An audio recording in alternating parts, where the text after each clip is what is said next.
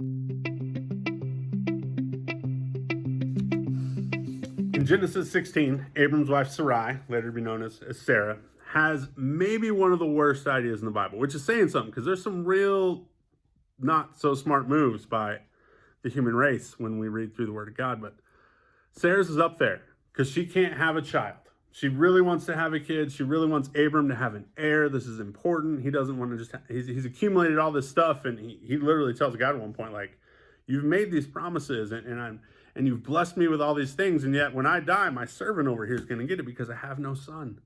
So Sarah comes up with this great plan. I'll just give you my slave girl, my servant, and you can have a family with her, and it'll count for me because she's my servant. Now, don't rag on, I know I'm ragging on her here. Like, this is the worst idea ever. This was not an uncommon practice during those times. This is not an original idea that, like, Sarah just came up with out of nowhere. This is something people did because they needed a son, they needed an heir, and it needed to count for a certain member of the family that I've had this son, so it's counted towards his wife and things like that.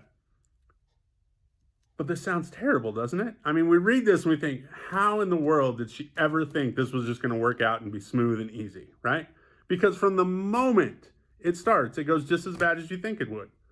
Because Sarah gives her servant, Hagar, to Abraham as his wife, and he sleeps with her, and bam, she gets pregnant. Instantly, tension develops between Sarah and Hagar. I don't know how it wouldn't, right? You've been married to Abram all these years. You've wanted to give him a child. You haven't given him a child. Just like that, here's your slave girl, and now she is having a child. So what happens? Well, Sarah takes it right out on Hagar as if it's her fault. This is the mistress's idea. Abraham goes along with it. Hagar is just a poor pawn in this whole thing. She has no choice in this matter, really. She's a slave. So Sarah has started this whole ball rolling. Abraham's gone along with it. And yet when Sarah comes to him and says, she just despises me, she looks down on me, she's mocking me because she's pregnant and I can't get pregnant. Abram just goes, it's your servant, do what you want with her. And it says that Sarah went and mistreated her servant. And because of that, Hagar runs away. Now remember, she's pregnant, right? The child that Abram has been longing to have, that Sarah is so desperate for him to have as well. That they're so desperate that she's willing to go with this plan and come up with this idea to give Hagar to Abram as his wife. And now she's run away with the baby, right? It's ruined the entire plan. From the get-go, I think Sarah regrets this course of action, right? That's not what I want you to see today. That's just the backstory. Because Hagar runs away and this awesome thing happens. This beautiful thing comes out of it. God shows up and tells her to go back. He comes to her and he shows her this well and says, you need to go back. And when you go back to your masters, I'll be with you. And Hagar gives God the most beautiful name, this awesome name, right? I love this. Verse 13 of Genesis 16, she says, you are the God who sees me, right? I've now seen the one who sees me. What an amazing, incredible way to think about God. He sees me. He knows me. He understands what I am going through. How often do we feel feelings of despair or frustration because we feel like nobody cares? Like nothing we do matters all that much, and like no one even sees us. We get that way all the time, and yet there's so much truth to this name that we need to remember, that God sees you. Whatever it is you're doing, whoever you are, he sees you. Hagar names the place Beer Lahai. I'm sure I didn't say that right. Sorry to all my Hebrew-speaking friends, right? But the name means well of the living one who sees me. Like, she literally names the place after the fact that she knows God sees her, that the living one sees her, knows her, loves her. God saw Hagar. She's an Egyptian slave who just gets used however her masters want.